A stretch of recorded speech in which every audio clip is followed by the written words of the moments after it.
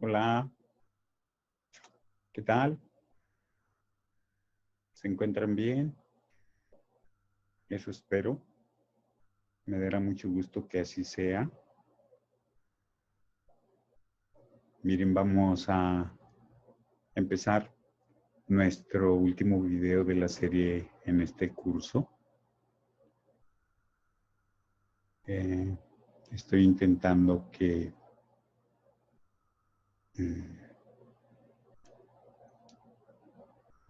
aumente el tamaño de la proyección, pero ya saben ustedes cómo es la tecnología. No funciona en todos los momentos que uno quiere, pero aquí va. Bueno, seguramente vieron la parte final del video anterior, donde estuvimos hablando de la explicación keynesiana de la economía en su modelo más simple, sin gobierno y sin sector externo, como ustedes recuerdan, ¿verdad? Y vamos a continuar con esa idea. Aquí tenemos el gráfico que estuvimos tocando en la última parte del video anterior. Estuvimos explicando todo lo relacionado con el consumo, que es el gasto de las familias, la nueva representación, incluso su modelo algebraico. Pero dijimos, bueno, todo esto no va a tener mucho valor si no somos capaces de involucrar al PIB, ¿verdad? Y entonces básicamente lo que dijimos es, bueno, si no hay gobierno es fácil involucrar al PIB, simplemente porque no hay impuestos y no hay transferencias. Por lo tanto, en esta teoría, en este archivo y en este video, visualizamos a la renta disponible como idéntica al PIB de la economía, por lo que se acaba de comentar y que ya se explicó al final del video anterior, ¿verdad?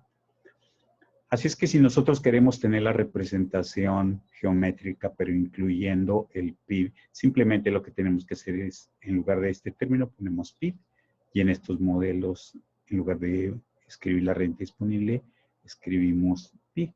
Obviamente hay algunas cosas que cambian y tenemos que reinterpretar los modelos gráficos y el modelo de símbolos o algebraico, ¿verdad?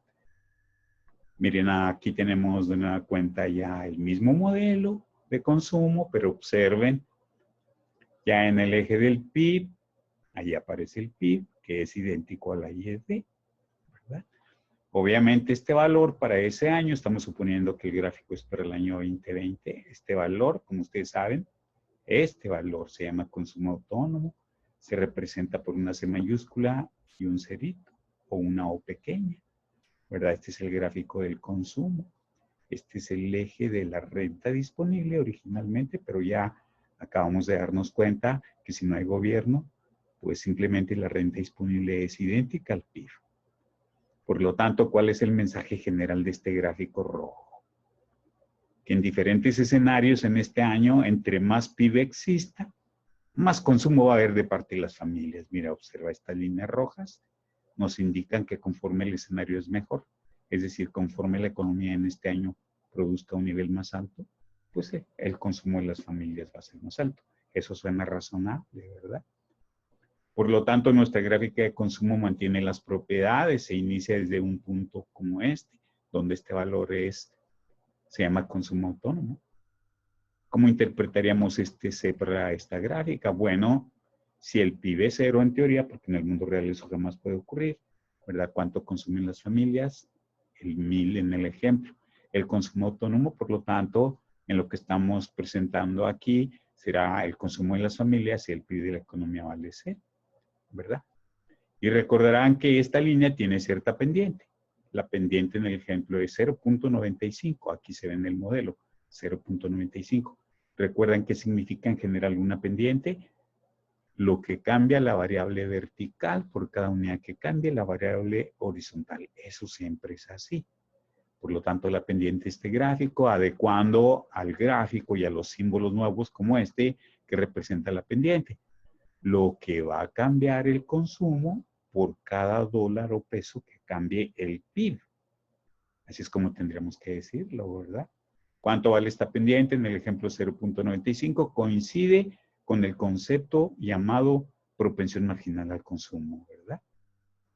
Bueno, ya no estamos dibujando la gráfica del ahorro, nos estamos concentrando en la gráfica del consumo. Hemos avanzado mucho porque ahora ya tenemos nuestro modelo de consumo involucrado con el PIB. Y aquí ya tenemos de alguna forma la expresión en, digamos, en un álgebra simple, el consumo a que tiene que ser igual al 1000, pero 1000 sería si no hubiese PIB en la economía. Pero por cada peso o dólar de PIB te consumes 95 centavos como conglomerado de familia. Por lo tanto, para un PIB cualquiera, como este o como este, el que se te ocurra, ¿cuánto va a ser el consumo? 1000 que será el consumo si no hubiese PIB, más 95 centavos de cada peso o dólar de PIB, ¿verdad? Eso es lo que tendríamos que decir. Esta es nuestra gráfica del consumo. Fíjate que ya aprendimos a hacer el dibujo, el gráfico, el modelo gráfico del consumo en esta teoría. Recuerda que hay dos sectores, las familias y las empresas. Por lo tanto, ya tenemos resuelta una de las partes, uno de los gastos en esta teoría. ¿Cómo será la gráfica para el gasto del segundo sector? El otro sector son las empresas. Como tú recuerdas, el gasto en bienes finales por las empresas es lo que llamamos gasto en bienes de capital. En las teorías anteriores le llamamos inversión bruta, ¿verdad? Aquí también es una inversión, el concepto es el mismo. Y bueno, vamos a avanzar entonces en torno a la inversión en esta teoría. Aquí aparecen los determinantes que tú ya conoces desde que empezaste a estudiar estos temas.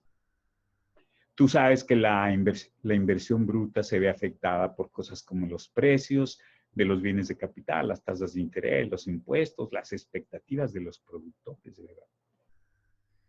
Pero para mantener las cosas sencillas, simples en esta teoría, nos vamos a imaginar que en un año dado, por ejemplo el 2020, estos determinantes se mantienen fijos. Sí existen, pero se mantienen fijos.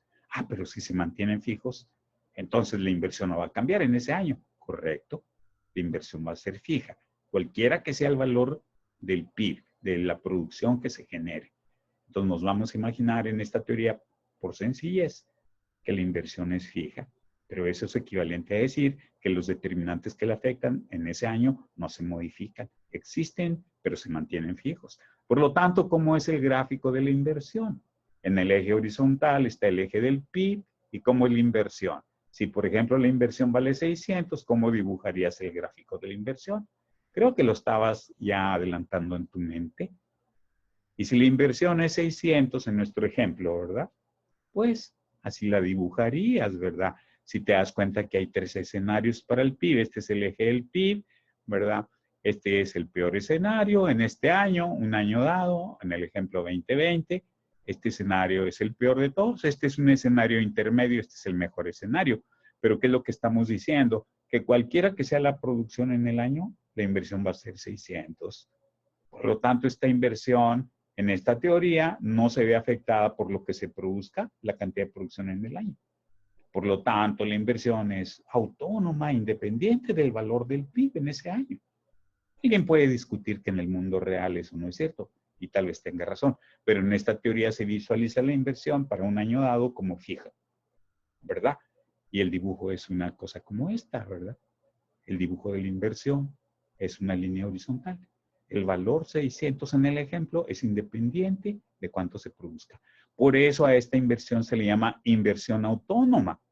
Autónoma con respecto al valor del PIB. Así suele llamarse. El símbolo es una I, no una IB. I de inversión es una I mayúscula, con una especie de cero pequeño o de O pequeño. Es un número para este año.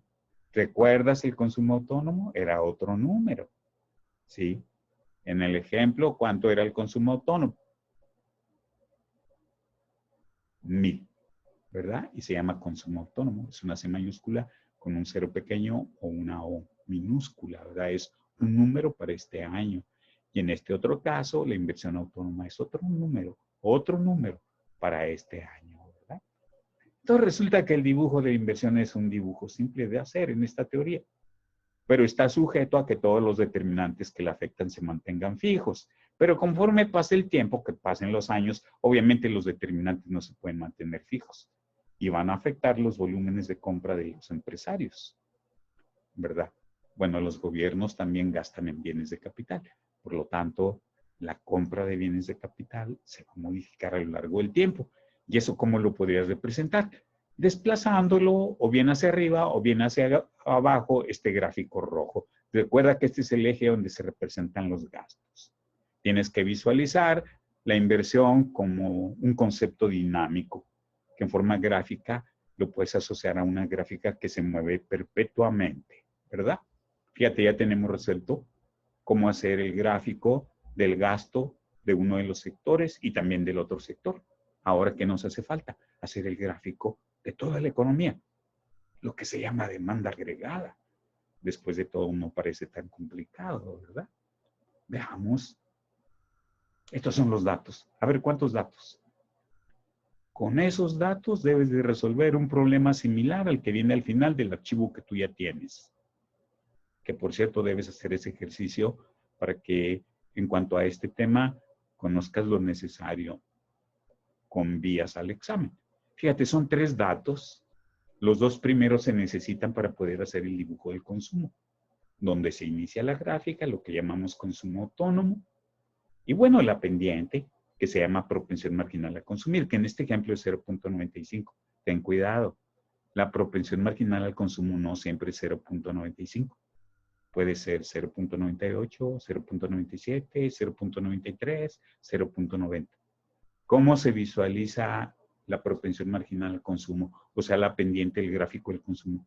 Se visualiza como algo constante, que cambia muy lentamente a lo largo del tiempo. Así es que aunque pasen los años, te imaginas que la propensión marginal al consumo tiende a ser relativamente fija. En cambio, recuerda que la C0, asociada al punto donde se inicia el dibujo del consumo, año tras año sí se va moviendo hacia arriba o hacia abajo. El gráfico del consumo se desplaza hacia arriba o hacia abajo. Su pendiente, uno suele pensar que es relativamente fija. Pero ten cuidado, lo repito, no vale 0.95. Aquí, en el ejemplo, puede ser otro valor 0.97, cercano al 1, si te das cuenta, 0.94, 0.93. ¿Qué representa ese numerito? La propensión a consumir de cada dólar adicional o de cada peso adicional. Si de veras las familias de ese país se comportan de esa manera, son propensos a consumirse 95 centavos de cada dólar adicional o de cada peso adicional. Por lo tanto, son propensos a ahorrar 5 centavos, 0.05, ¿verdad?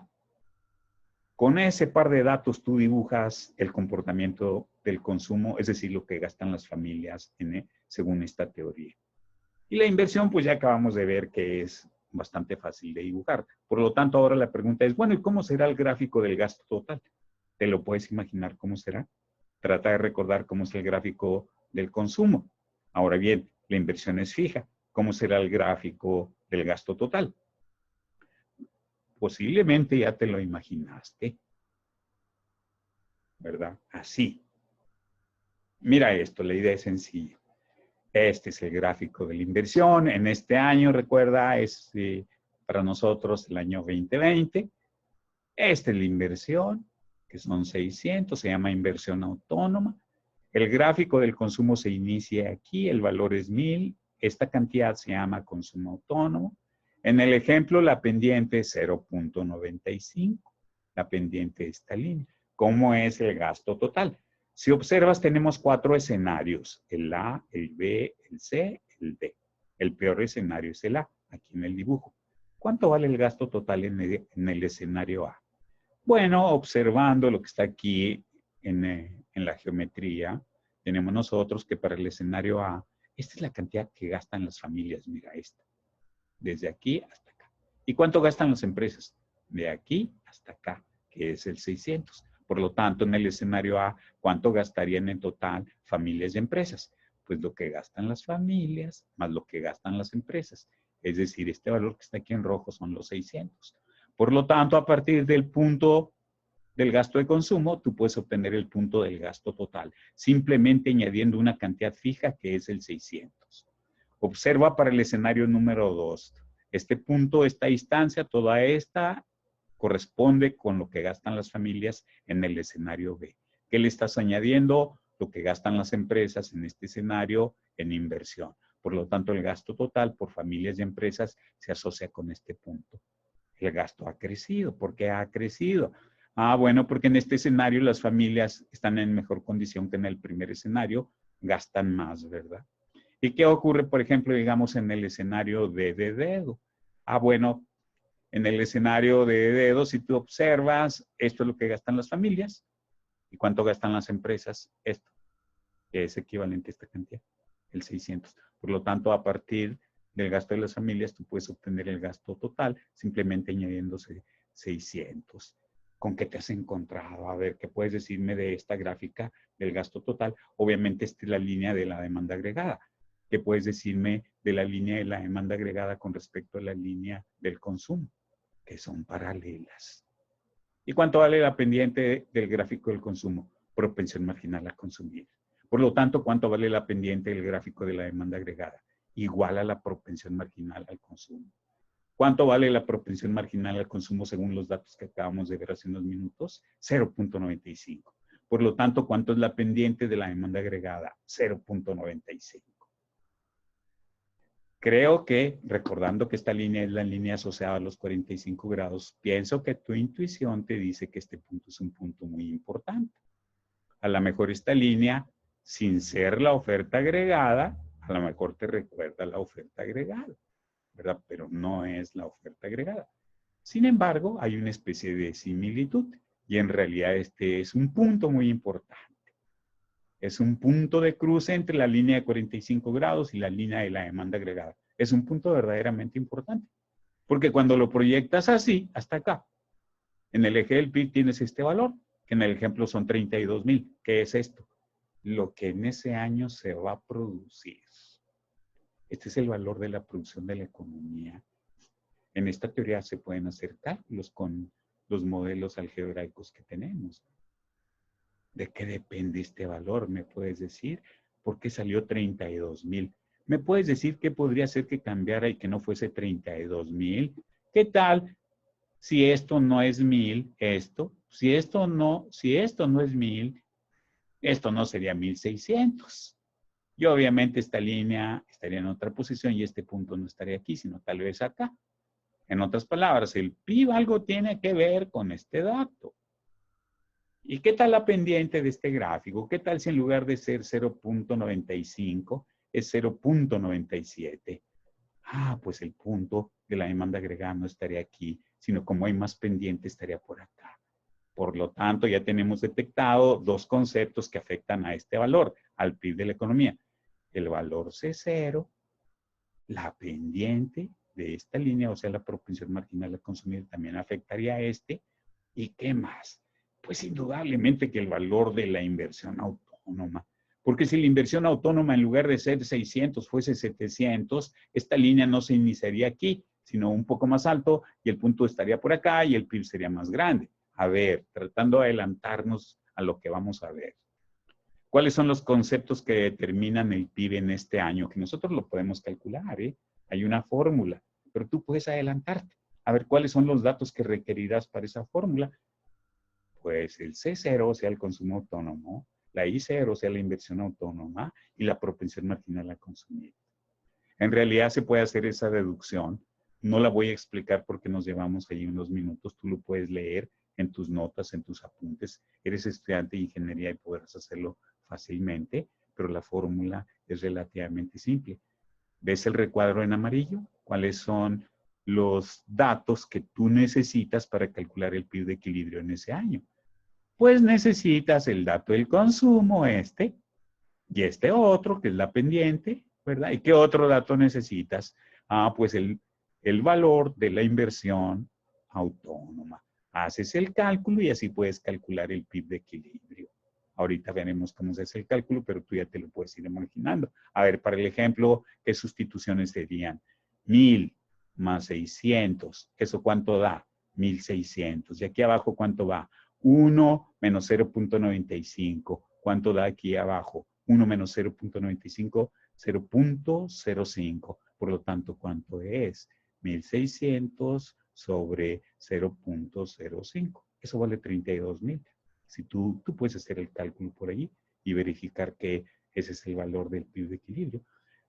¿Pero qué es esto? A ver, ¿qué resulta del consumo autónomo? Recuerda en su gráfico qué es el consumo autónomo. Si le añades el 600 del ejemplo, ¿qué te da esto? Pues el valor que se asocia al punto de inicio de la gráfica de la demanda agregada. En otras palabras, ¿verdad? Fíjate, este valor, el 1600, es el que resulta del 600 más el 1000. Por cierto, ¿cómo se llamará este valor, el 1600?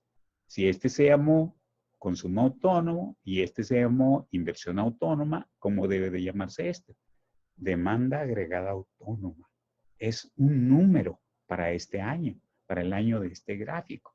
Se llama demanda agregada autónoma, ¿verdad? Es un número que calculas a partir de estos dos, ¿de acuerdo? Entonces tú podrías calcular el PIB considerando que lo que está aquí en el numerador, esto, es simplemente la demanda agregada autónoma. Con los datos de la demanda agregada, con eso te basta. ¿Esto qué es? Pues es la pendiente del consumo, pero también es la pendiente de la demanda agregada. Por lo tanto, puedes escribir la fórmula desde el punto de vista de la demanda agregada. Esto es la demanda agregada autónoma y esto, pues esto es la pendiente de la demanda agregada, pero también la pendiente del consumo.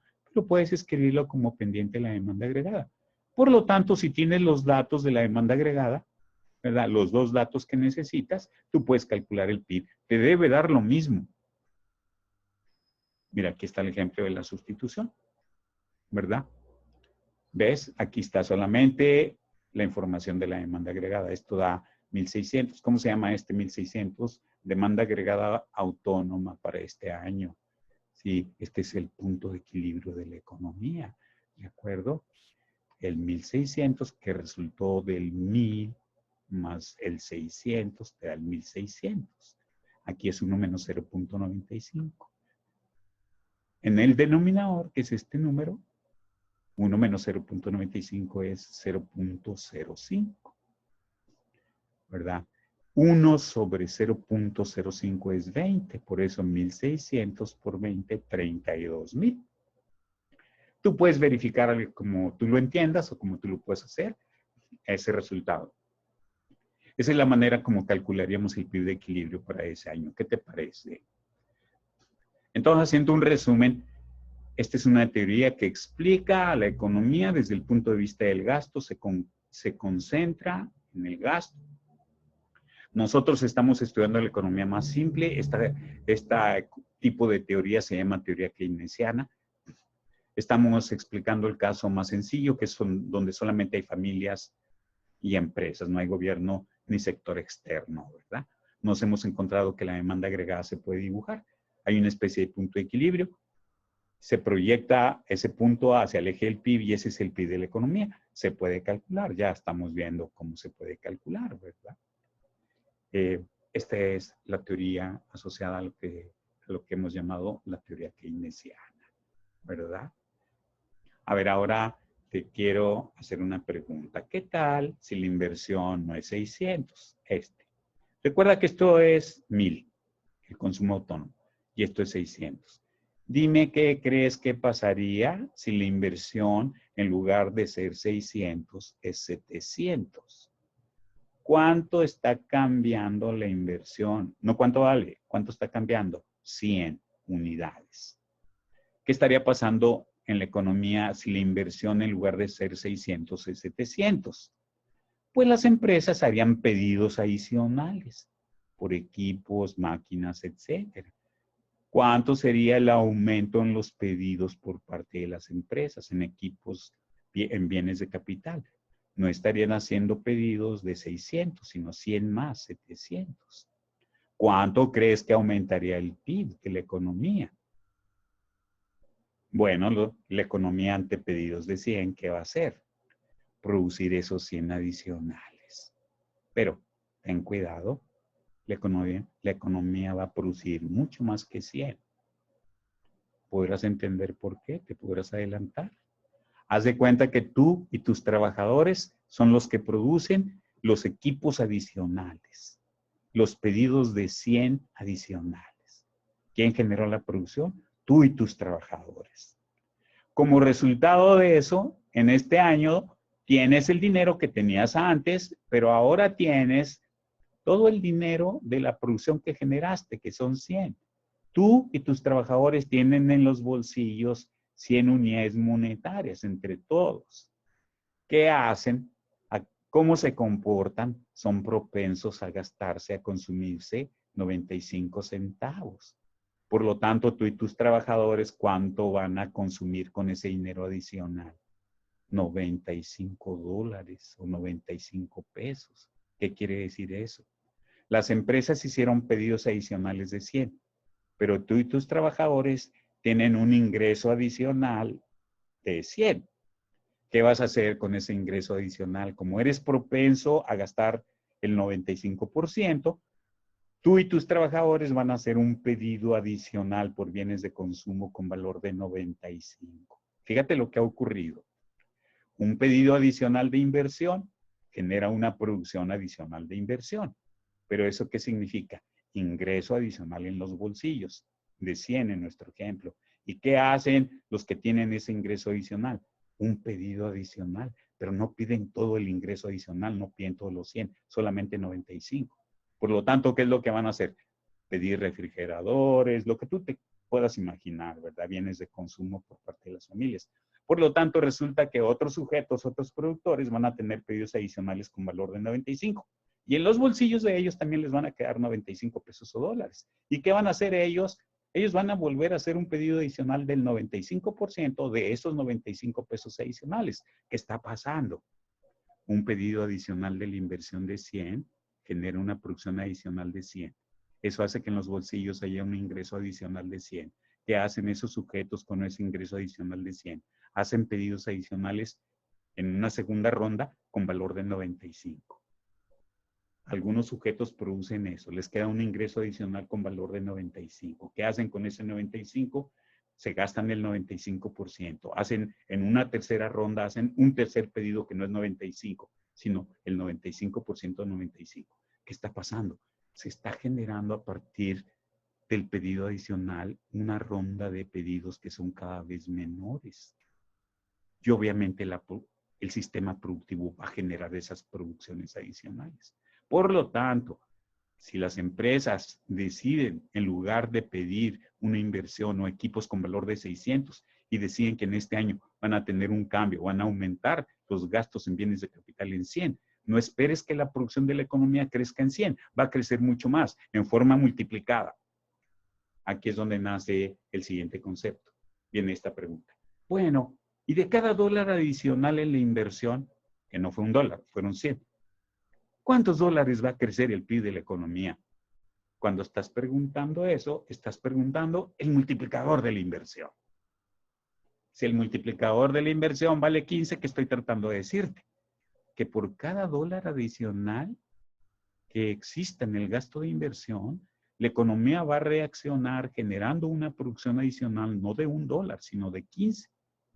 Por esa secuencia repetida de rondas donde hay pedidos adicionales y producciones adicionales cada vez en menor cuantía.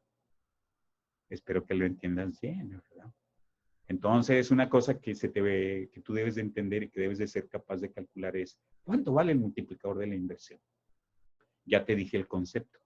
El multiplicador de la inversión es la cantidad de pesos que crece el PIB por cada peso que crece o cambia la inversión.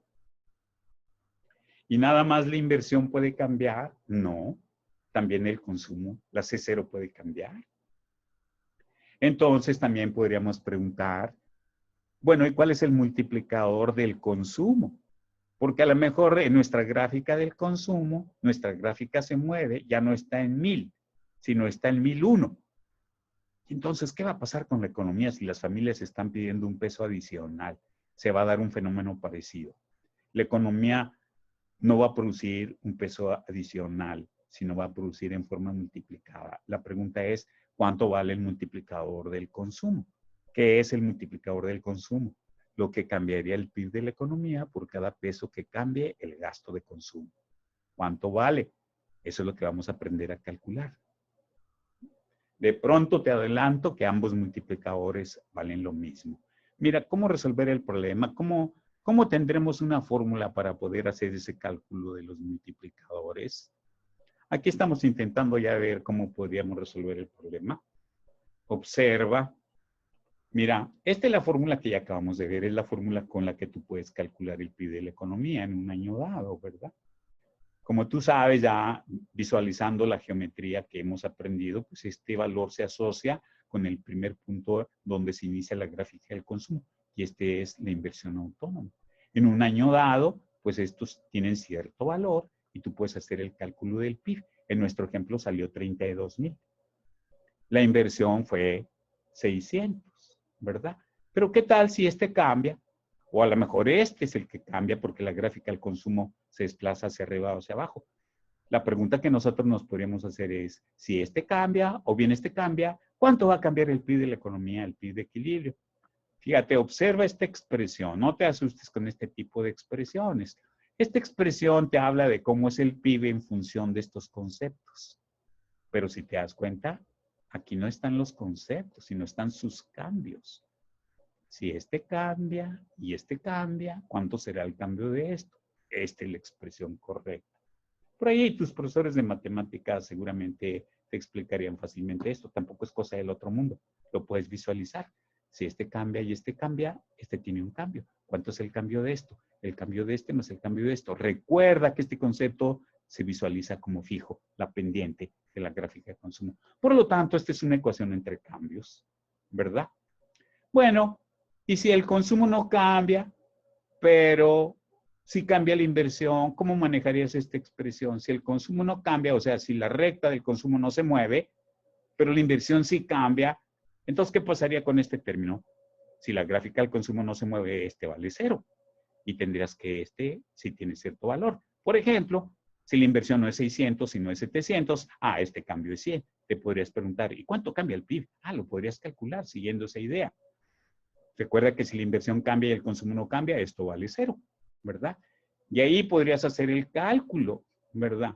Tú puedes hacer esa clase de cálculo, pero a nosotros nos interesa cuánto cambia el PIB por cada dólar o peso que cambia la inversión. ¿Eso cómo lo calcularías? Eso lo calculas fácilmente. El tal multiplicador lo calculas pasando este término para acá. Toda cantidad siempre es la misma multiplicada por 1. Así es que le podrías pasar para acá. Recuerda que este es 0, ¿verdad? Si lo quieres pasar para acá, pasaría dividiendo. Lo que resulte, eso se llama multiplicador de la inversión. Aquí queda el número 1. En otras palabras, observa esto. Aquí estamos hablando de lo que decíamos, fíjate. La gráfica del consumo no se mueve, este vale 0, pero la inversión sí cambia, ¿no? Por lo tanto, si tú quieres saber cuánto vale esta expresión, simplemente la pasas para acá y te queda una cosa así. Y aquí, ¿qué queda? Toda cantidad es ella misma por 1, queda el número 1. ¿Pero qué es esto? ¿Verdad? Esto es lo que cambia el PIB si la inversión cambia 100 en nuestro ejemplo. ¿Qué te va a resultar? Lo que cambia el PIB no por los 100 que cambiaron la inversión, sino por cada dólar que cambió la inversión. Eso se llama multiplicador de la inversión. Se calcula fácilmente así. ¿Cuánto vale en el ejemplo de la propensión marginal a consumir? 0.95. ¿Cuánto da esto? 1 menos 0.95. Eso es equivalente a decir 1 sobre 0.05. ¿Cuánto te da? Si haces el cálculo, te da 20. ¿Qué quiere decir ese 20? Que por cada peso que cambie la inversión, el PIB no va a cambiar un peso, va a cambiar 20, en el mismo sentido en que cambia la inversión. Esa es una idea interesante, ¿eh? Te comento que el multiplicador del consumo, si en lugar de hacer el análisis sobre la inversión, estuviéramos pensando que el consumo es el que cambia, tendrías tú aquí en lugar de inversión, tendrías consumo y estarías hablando del multiplicador del consumo. Ambos llegas a la conclusión de que valen, según esta expresión, valen lo mismo, ¿me entiendes? Fíjate, aquí están los dos multiplicadores, aquí está el multiplicador del consumo, que era lo que yo te decía, se calcula de la misma manera, da también 20. ¿Cómo es el multiplicador del consumo y el multiplicador de la inversión? Son iguales. ¿Cuánto valen? 20. ¿Cómo se calcula? Con esta expresión, mira. ¿Cuántos datos necesitas para calcular el multiplicador del consumo o de la inversión? Solo uno. La pendiente del gráfico del consumo, o sea, la propensión marginal al consumo.